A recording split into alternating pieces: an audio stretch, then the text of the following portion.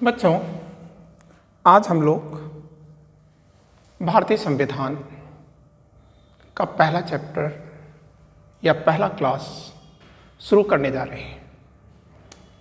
तो सबसे पहली चीज़ हमारे सामने, जैसा कि आप देख रहे हैं, लिखा हुआ है कि संविधान, फिर लिखा है कॉन्स्टिट्यूशन। ठीक है, तो सबसे पहली चीज़ हमको याद रखना है कि कॉन्स्टिट्यूशन किस भाषा का शब्द है। तो आप कहोगे किस भाषा का शब्द है, हमने यहाँ से शुरू किया। तो आप कहोगे कि सर जो कॉन्स्टिट्यूशन है वो कॉन्स्टिट्यूट से निकला है। ठीक है, और कॉन्स्टिट्यूट किस भाषा का शब्द है? ग्रीक भाषा का शब्द है। ग्रीक भाषा का शब्द है। इसका अर्थ क्या होता है? आप कहोगे कि सर इसका अर्थ होता है शासन करने का सिद्धांत। मतलब शासन करने का सिद्धांत, मतलब हाउ टू रूल का सिद्धांत जहां बताया जाए उसी को कॉन्स्टिट्यूट कहा जाता है। ठीक है ना। अब एक चीज आप याद रखिएगा, ये जो संविधान है, क्लियर, ये ग्रीक भाषा आप देख रहे हैं ना, आप इसी को लैटिन भी लिख सकते थे। ठीक है, तो आप पहली बात याद रखिएगा, संविधान का प्रारंभ कहाँ से होता है? संविधान का प्रारंभ, तो बच्चों संविधान का जो प्रारंभ होता है वो पहली बार दुनिया में वह एथेंस से शुरू होता है। एथेंस। हमने क्या बोला? हमने ये कहा कि दुनिया में संविधान सबसे पहले कहाँ से शुरू होता है? आप कहोगे कि एथेंस से शुरू होता है। ठीक है, और एथेंस में क्या बोला जाता है? आप कहोगे ग्रीक बोली जाती है सर, लैटिन बोली जाती है। ठीक है, और अब हमको एक चीज़ याद रखना है। ठीक है, और वो है आधुनिक युग का लिखित संविधान। आधुनिक युग का जो लिखित संविधान है, युग का लिखित संविधान, अगर आपसे पूछा जाता है लिखित संविधान, रिटन कॉन्स्टिट्यूशन, तो आप कहोगे कि सर रिटन कॉन्स्टिट्यूशन या लिखित संविधान यह संयुक्त राज्य अमेरिका का है। ठीक है, और संयुक्त राज्य अमेरिका का यह संविधान, ठीक है, क्लियर, 1787 के बाद या 1787 में ही कर लीजिए। ठीक है, फिलाडेल्फिया, अमेरिका का ऐतिहासिक शहर क्या है? Historical city of USA, Philadelphia. तो फिलाडेल्फिया में ही, ठीक है, इसे लिखा जाता है। किसके द्वारा? संविधान सभा के सदस्यों द्वारा, यह संविधान सभा द्वारा लिखा जाता है। तो पहला दुनिया का आधुनिक युग का पहला लिखित संविधान किसका हुआ? फिलाडेल्फिया का है, जिसका निर्माण एक संविधान सभा ने किया था। ठीक है, लेकिन आपसे एक क्वेश्चन और पूछ सकते हैं कि यूरोप का जो प्राचीनतम संविधान है वह किस देश का है? आप कहोगे कि सर नीदरलैंड। नीदरलैंड का जो संविधान है यह दुनिया का सर्वप्राचीन संविधान है। ठीक है, लेकिन एक चीज आप और याद रखेंगे, यूके का, यूनाइटेड किंगडम या ब्रिटेन का जो संविधान है, ठीक है, ये क्या है? आप कहेंगे ये कॉन्वेंशनल कॉन्स्टिट्यूशन कहा जाता है, या आप कह सकते हैं विकासशील संविधान कहा जाता है, विकासशील संविधान कहा जाता है। इसका क्या मतलब हुआ? आप कह देंगे कि यूके या यूनाइटेड किंगडम या ब्रिटेन का जो संविधान है उसे किसी संविधान सभा ने एक निश्चित स्थान पर, ठीक है, कुछ दिन में या एक दिन में या कुछ महीनों में बैठ करके नहीं लिखा है, अपितु यह तो धीरे धीरे विकसित होता गया है। ठीक है, अब एक क्वेश्चन और आपसे पूछ सकते हैं, संविधान का सिद्धांत किसने दिया था?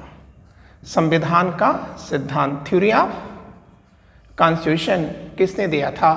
तो आप कहोगे कि सर हेनरी मैन ने दिया था, हेनरी मैन ने दिया था। आपने इतनी चीज़ें यहाँ से सीखा, ठीक है ना। अब आपके सामने आता है कि यार ये जो हमारा शब्द है संविधान, ठीक है, यह क्या है, ठीक है। तो अगर आपसे पूछा जाता है कि संविधान क्या है, तो इसको सबसे पहले तोड़ते जाइए मैटर को, ठीक है। तो आप लिखिए संविधान का शाब्दिक अर्थ। पहले तो आप ये लिखिए,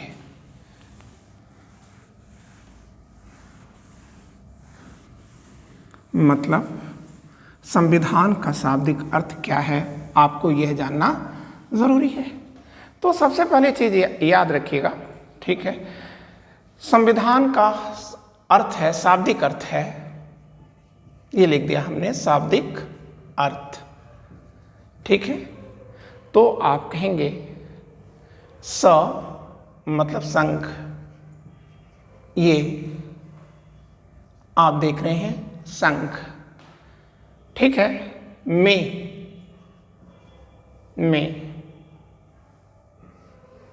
संघ, संघ मतलब साथ, और संगत मतलब अनुशासन। संघ में, संघ और संगत में रहने की या रहने का कर सकते हैं, रहने का, विधान ही, विधान ही, विधान है ये, विधान ही क्या है, संविधान है, ठीक है। हम पुनः एक बार पढ़ देते हैं। संघ में संघ और संगत के साथ रहने का विधान ही संविधान है, ठीक है। अब संविधान का कार्य क्या है, ठीक है, क्लियर। तो संविधान का कार्य क्या है, इसको हम लोग जाने, इसके पहले हम एक और बात आपसे बता दें कि अगर आपसे पूछा जाता है कि संविधान क्या है, तो हमने वो चीज़ें बताना शुरू किया जो चीज़ आप संविधान पढ़ करके, राष्ट्रपति प्रधानमंत्री पढ़ करके चले तो जाते हैं, लेकिन आप संविधान ही नहीं जानते कि संविधान क्या है। तो आप याद रखिएगा, अगर आपसे पूछा जाता है संविधान क्या है, तो आप कहोगे कि सर बुनियादी नियमों का समूह है, बुनियादी नियमों का समूह है, बुनियादी नियमों का समूह है, ठीक है। मतलब बुनियादी मतलब बेसिक नियमों का समूह है, ठीक है। अब इसका कार्य क्या है, इसका कार्य क्या है, या संविधान का कार्य क्या है, तो आप कहेंगे कि सर संविधान बुनियादी नियमों का समूह है, और इसी समूह या नियमों के इसी समूह, ठीक है, बुनियादी नियमों का समूह है, और इसी बुनियादी नियमों के द्वारा समाज के सदस्यों में, समाज के सदस्यों में, ठीक है, दो चीजें बनाई जाती हैं, ठीक है, दो चीजों की स्थापना की जाती है। क्या दो चीजें हैं? एक समन्वय और दूसरा विश्वास, मतलब कोऑर्डिनेशन एंड फेथ, विश्वास, ठीक है। यह समाज के सदस्यों में समन्वय और विश्वास किसके द्वारा बनाया जाता है? आप कहेंगे इन बुनियादी नियमों के समूह द्वारा बनाया जाता है। अब अगर आपसे पूछा जाता है कि समन्वय क्या है, आप कहेंगे ठीक है, समाज में विविधता होती है। समन्वय अगर आपसे पूछा जाता है कि समन्वय क्या है, तो आप कहोगे कि सर समाज में विविधता होती है, ठीक है, विविधता होती है, तो इस विविधता में एकता स्थापित हो जाए, इसी को समन्वय कहते हैं, ठीक है। और विश्वास क्या है? विश्वास क्या है? विश्वास आप कैसे लाएंगे? आप समाज के सदस्यों में समन्वय तो आप ला दिया, लेकिन विश्वास आप कैसे लाएंगे? तो आप कहेंगे कि सर ये जो बुनियादी नियम हैं, इन बुनियादी नियमों की व्याख्या कौन करेगा? तो आप कहेंगे इन बुनियादी नियमों को, ठीक है, न्यायालय द्वारा ठीक है क्या किया जाएगा, व्याख्या किया जाएगा और लागू किया जाएगा ताकि लोगों में विश्वास बन सके। तो अगर आपसे पूछा जाता है कि संविधान अपनी जनता के बीच में विश्वास लाने के लिए क्या करता है, तो आप कहोगे कि सर ठीक है, न्यायालय के द्वारा नियमों की व्याख्या करता है और कराता है और उसको लागू करवाता है। ठीक है, अब अगर आपसे फिर पूछा जाता है कि संविधान का और क्या कार्य है, तो आप कहोगे संविधान स्पष्ट करता है। और क्या, सेकंड कार्य लिख लीजिए, संविधान का अन्य कार्य क्या है, आप कहेंगे संविधान स्पष्ट करता है, स्पष्ट करता है, आप ऐसे लिख लो, करता है। ठीक है, क्या स्पष्ट करता है। ठीक है, तो आप कहोगे कि सर दो चीजों का स्पष्ट करता है। वहां पर आपने दो चीजें पढ़ा, समन्वय और विश्वास, यहां पर भी आपको दो चीजें पढ़ना है।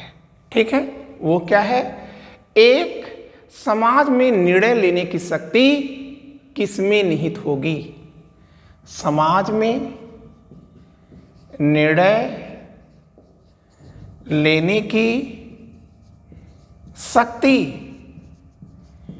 शक्ति किसके पास होगी या किसमें निहित होगी। दूसरी चीज यह बताता है, ठीक है, कि सरकार कैसे बनेगी, सरकार कैसे बनेगी। आप देख रहे हो ना, समझ में आ रहा है कि संविधान ही स्पष्ट करता है कि सरकार कैसे बनेगी, जनता चुनेगी या राजा मोनार्चियल होगा, वंशानुगत होगा। ठीक है, ये सब चीज संविधान ही बताता है।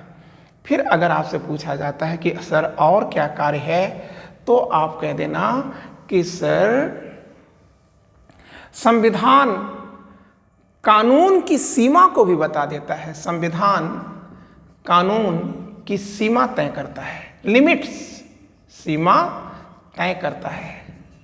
ठीक है, तय करता है, अर्थात सरकार को बताता है कि वह किसी भी व्यक्ति के जीवन में कितना हस्तक्षेप कर सकती है, कितना हस्तक्षेप नहीं कर सकती। ठीक है, जैसे हमारे यहाँ फंडामेंटल राइट्स है, फंडामेंटल राइट्स क्या है, ठीक है, मौलिक अधिकार क्या है, यह सरकार को बताता है कि तुम्हें ऐसा नहीं करना चाहिए। मतलब सरकार के विरुद्ध व्यक्ति को जो अधिकार दिया जाता है वो कहाँ दिया जाता है, मौलिक अधिकार में दिया जाता है। ठीक है ना। अब दूसरी बात क्या है बच्चों, आप कहोगे ठीक है, संविधान ही बताता है, ठीक है, कि संविधान ही सरकार को शक्ति भी प्रदान करता है। मतलब सीमा तो तय किया, फिर देखिए सरकार की शक्ति को भी क्या करता है, प्रदान करता है, शक्ति को भी प्रदान करता है, कर लीजिएगा, प्रदान करता है। ठीक है, अब ये शक्ति क्यों प्रदान कर रहे हो भाई, यहां लिख दीजिएगा सरकार। ठीक है, सरकार को शक्ति भी प्रदान करता है। अब सवाल यहां पर है कि ये सरकार को शक्ति क्यों देता है। ठीक है, तो आप यहां क्वेश्चन कर लो कि ये शक्ति क्यों दे रहा है सरकार को। ठीक है, तो आप कहोगे कि सर दो बातों से, देख रहे हैं सब मैं दो ही चीज बता रहा हूं, एक और दो। ठीक है, सरकार को वो शक्ति क्यों प्रदान करता है, ताकि सरकार अपनी जनता की इच्छाओं को पूरा करने में समर्थ हो सके। जनता या जन इच्छाओं की पूर्ति करने में सफल हो।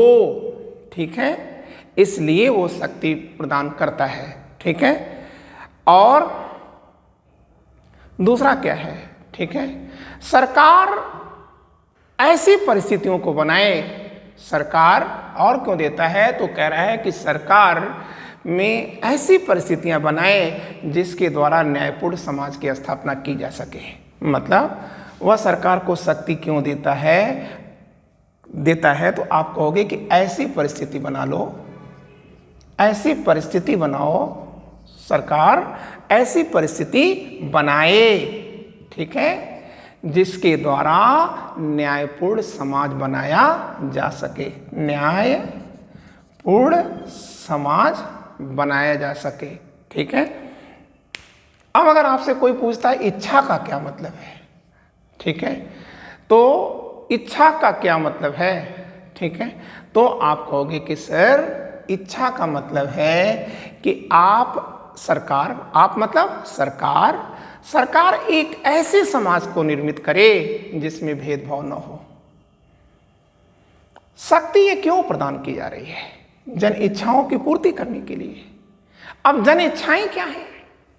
तो आप कहोगे कि सर जिसमें भेदभाव न हो, ऐसा समाज जिसमें भेदभाव न हो और, ठीक है, प्रकृति के संसाधनों पर सबको समान अधिकार हो, इसलिए शक्ति दी जाती है, ठीक है। तो इच्छा का मतलब आपने समझ लिया, ठीक है।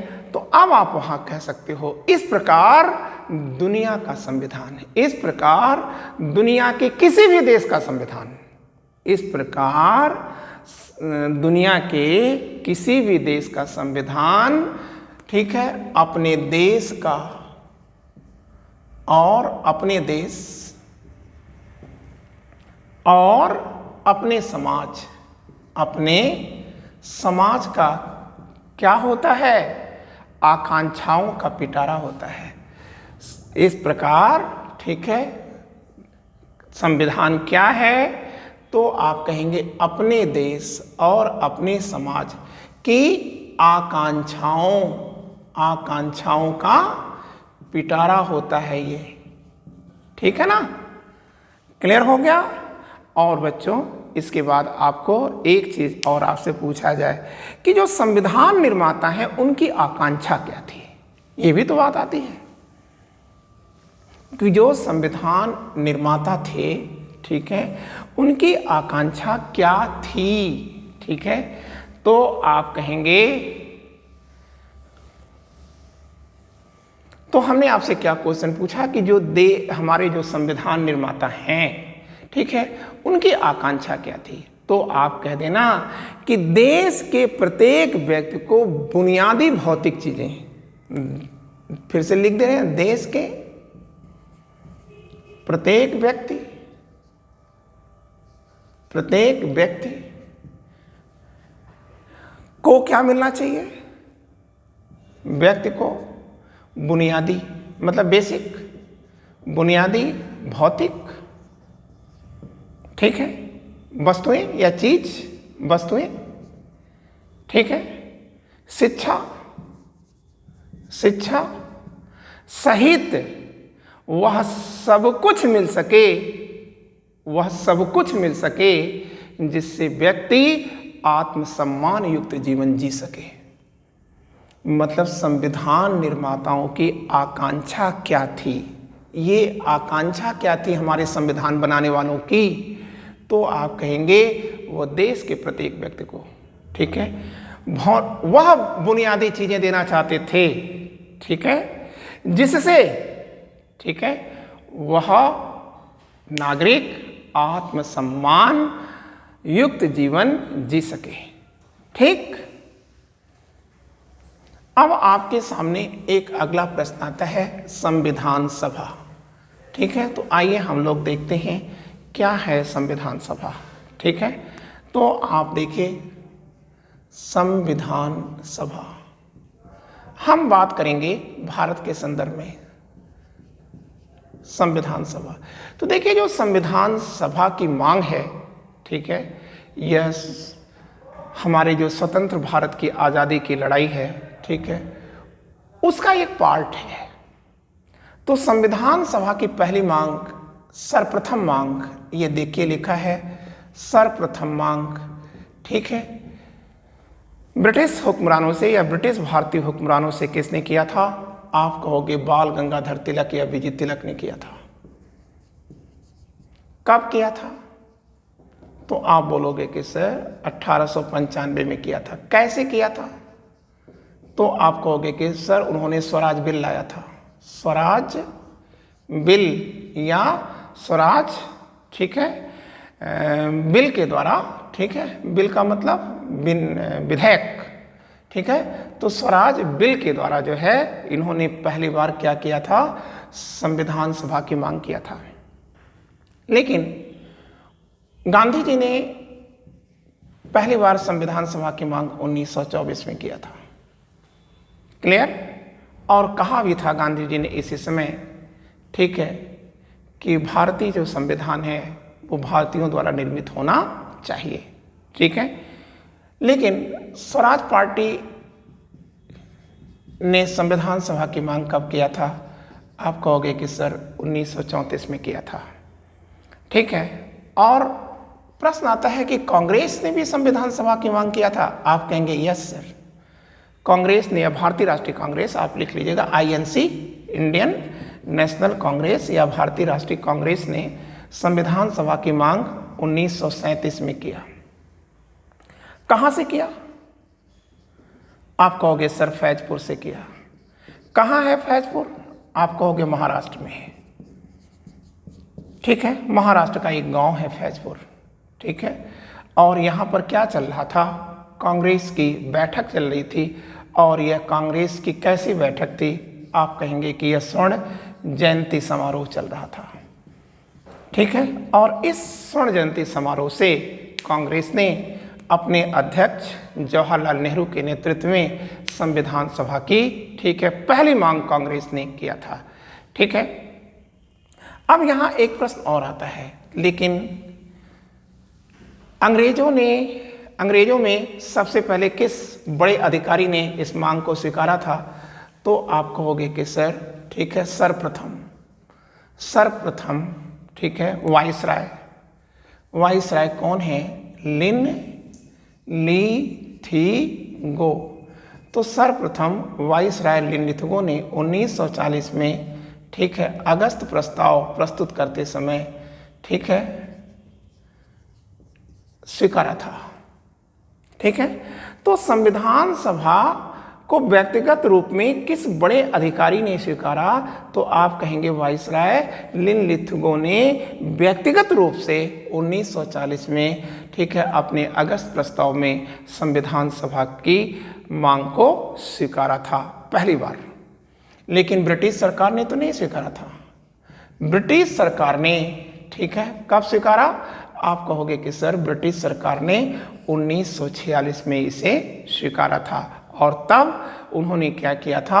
आप कहोगे कि ब्रिटिश सरकार के प्रधानमंत्री, ठीक है, लेबर पार्टी के प्रधानमंत्री, ठीक है, या प्राइम मिनिस्टर, ठीक है, वो कौन है? प्रधानमंत्री एटली, ठीक है। तो प्रधानमंत्री एटली ने, ठीक है, संविधान सभा की मांग को स्वीकारा था। और उसके बाद उन्होंने कैबिनेट मिशन को भेज दिया था, ठीक है। कब भेजा था? 1946 में भेजा था। तो जब कैबिनेट मिशन आता है तो और अपने अन्य कार्य के साथ एक कार्य और करता है, ठीक है, प्रांतों का चुनाव कराता है। संविधान सभा का गठन करने के लिए, ठीक है, प्रांतों का चुनाव कराता है, ठीक है, क्लियर। और चुनाव कराने के बाद, ठीक है, क्या करेगा? संविधान सभा का गठन कराएगा। तो आप याद रखिएगा कि जो भारत की संविधान सभा बनी है उसका निर्माण, ठीक है, भारत की जनता ने नहीं किया है, अपितु जनता द्वारा चुने गए प्रतिनिधियों ने किया है, ठीक है। तो आप कह सकते हैं प्रतिनिधियों का मतलब, ठीक है, एमएलएज ने किया है, प्रांतों के द्वारा चुने हुए जो प्रतिनिधि हैं उन्होंने किया है। इस प्रकार से भारतीय जो संविधान सभा है इसका गठन, ठीक है, जनता ने नहीं किया। मतलब आप कह सकते हैं कि अप्रत्यक्ष विधि से इसका निर्माण हुआ है। अप्रत्यक्ष क्यों? क्योंकि जनता का संविधान सभा के निर्माण में कोई योगदान नहीं है, ठीक है, अपितु जनता द्वारा निर्वाचित प्रतिनिधियों ने, ठीक है, संविधान सभा का निर्माण किया है। जैसे आप देखिए, भारत के राष्ट्रपति के चयन में भारत की जनता की भूमिका नहीं होती, अपितु उसके द्वारा चुने हुए जो प्रत्याशी होते हैं, प्रतिनिधि होते हैं, वह चुनते हैं। ठीक है। और उस समय जो चुनाव कराया गया था उसमें, ठीक है, उस समय भारत की जनसंख्या कितनी थी? 38 करोड़ 90 लाख थी। 38 करोड़ 90 लाख थी। कब? 1946 में भारत की जनसंख्या 38 करोड़ 90 लाख थी। और ये कहा गया था कि एक प्रत्याशी, ठीक है, 10 लाख जनता का नेतृत्व करेगा। 10 लाख जनता का नेतृत्व करेगा। तो इसका मतलब कुल प्रत्याशी कितने हो गए? तो आप कहोगे कुल प्रत्याशी हो गए सर 389, मतलब 38 करोड़ 90 लाख में आप 10 लाख से भाग दे देंगे तो ये संख्या आ जाएगी। 389 सदस्यों से क्या बनी है? आप कहेंगे भारत की संविधान सभा बनी है। और किस विधि से बनी है? अप्रत्यक्ष विधि से बनी है। ठीक है। अब यहाँ पर एक चीज आता है, क्या संविधान सभा में आरक्षण को लागू किया गया था? रिजर्वेशन को लागू किया गया था? आप कहेंगे यस सर, संविधान सभा में आरक्षण को लागू किया गया था। और इसमें एससी और एसटी को कुल कितनी सीटें दी गई थी? 33 सीट दी गई थी। मुस्लिम को कितनी सीट दी गई थी? आप बोल 33। मुस्लिम को कितना दिया गया था? आप कहोगे कि 31 दी गई थी। एंग्लो इंडियन को कितनी सीट दी गई थी? एंग्लो इंडियन को कितनी सीट दी गई थी? तो आप कहोगे कि सर 3 सीटें दी गई थी, उनके लिए आरक्षित थी। और ईसाइयों के लिए, क्रिश्चियन के लिए कितनी थी? तो आप कहोगे कि सर उनके लिए 7 सीटें दी गई थी। पारसियों या जोरेस्ट्रियन के लिए, पारसी या जोरेस्ट्रियन के लिए या मजदायासन के लिए, ठीक है, कितनी सीटें दी गई थी? तो आप कहोगे कि सर इन्हें भी 3 सीटें दी गई थी। ठीक है। हाँ, इनसे ज़्यादा सीटें जो है सिखों को दी गई थी। सिखों को भी रिजर्वेशन दिया गया था। ठीक है। और सिखों को कितनी सीटें दी गई थी? 5 सीटें दी गई थी। लेकिन हमें एक बात याद रखना होगा कि बंगाल से एक नेपाली को भी, ठीक है, आरक्षण दिया गया था। ठीक है। तो आपने ये चीज़ देखा। ठीक है। अब हमको ये चीज़ देखना था, आरक्षण के बाद ये देखना था कि जो 389 कुल मेंबर आ रहे हैं, इसमें बहुमत किसका है? आप कहेंगे कांग्रेस। कांग्रेस, भारतीय राष्ट्रीय कांग्रेस को बहुमत था। ठीक है। और अब हमारे सामने एक प्रश्न आता है कि ये देखिए, हमने लिख दिया 389 हमारे संविधान सभा के कुल सदस्य हैं। ठीक है। अब कुल सदस्य, लेकिन बच्चों इस 389 को हम ऐसे बांट दे रहे हैं 292 में बांटते हैं। फिर ये 292 ब्रिटिश इंडिया के, ब्रिटिश भारत के प्रांतों से हैं। ब्रिटिश जो भारत है उसके प्रांतों से कुल कितने सदस्य आए थे? 292 आए थे। और जो 93 मेंबर्स आए थे वो प्रिंसली स्टेट या देसी राज्यों से आए थे या देसी रियासतों से आए थे। ठीक है। फिर हमारे सामने अगली बात आ रही है कि जो कमिश्नरियां हैं, कमिश्नरियों से कुल कितने आए थे? आप कहेंगे 4 आए थे। और ये कमिश्नरियां कौन कौन थी? 4 कमिश्नरियां थी ना। तो ये 4 कमिश्नरियां कौन कौन सी थी? तो आप लिख लेना। ठीक है, जरूरी है। दिल्ली है, अजमेर है, मेवाड़ है और कुर्ग है। दिल्ली, अजमेर, ठीक है, मेवाड़, कुर्ग, ब्रैकेट में बलूचिस्तान कर देना। बलूचिस्तान से यह 4 आए थे। तो आप इस तरह से कितना आ जाएगा? ठीक है। अगर आप इसको जोड़ें तो देखिए 292 इधर लिख लिया, 93 इधर लिख लिया और 4 इधर लिख लिया। 4 3 7 2 9 और 9 9 18 और 2 1 3, ये 389 मेंबर आ गए। ठीक है। लेकिन बच्चों हमें एक बात याद रखना है, 3 जून को माउंटबेटन प्लान आया था। 3 जून 1947 को क्या आया था? माउंटबेटन प्लान आया। और माउंटबेटन प्लान के द्वारा देश को बांट दिया गया, भारत और पाकिस्तान में बांट दिया गया। ठीक है, तो आप याद रखिएगा बांट दिया गया। लेकिन संविधान सभा को कब बांटा गया? बात तो यहां पर है कि 3 जून 1947 को माउंटबेटन प्लान आ गया, ठीक है, और इसने देश को बांटा। लेकिन संविधान सभा कब बटी? आप कहोगे सर 26 जुलाई को। 26 जुलाई 1947 को संविधान सभा भी बट गई और अब संविधान सभा 2 हो गई। एक है भारतीय संविधान सभा और दूसरी है पाकिस्तानी संविधान सभा। तो भारतीय संविधान सभा में कुल कितने लोग रहे? 289 सदस्य रहे। और पाकिस्तान में कुल कितने चले गए? 90 सदस्य चले गए। ठीक है, तो इस प्रकार 90 सदस्यों ने पाकिस्तान के संविधान को निर्मित किया था और 299 ने भारत का संविधान बनाया था। अब हम 299 को भी डिवाइड कर दे रहे हैं। तो बच्चों जो 299 हैं, ठीक है, इस 299 को आप ऐसे लिख लो। देखो जो 299 हैं, इस 299 में माइनस आप कर दो कितना? 70। तो ये जो 70 आएगा माइनस कर देंगे तो कितना आएगा? ठीक है,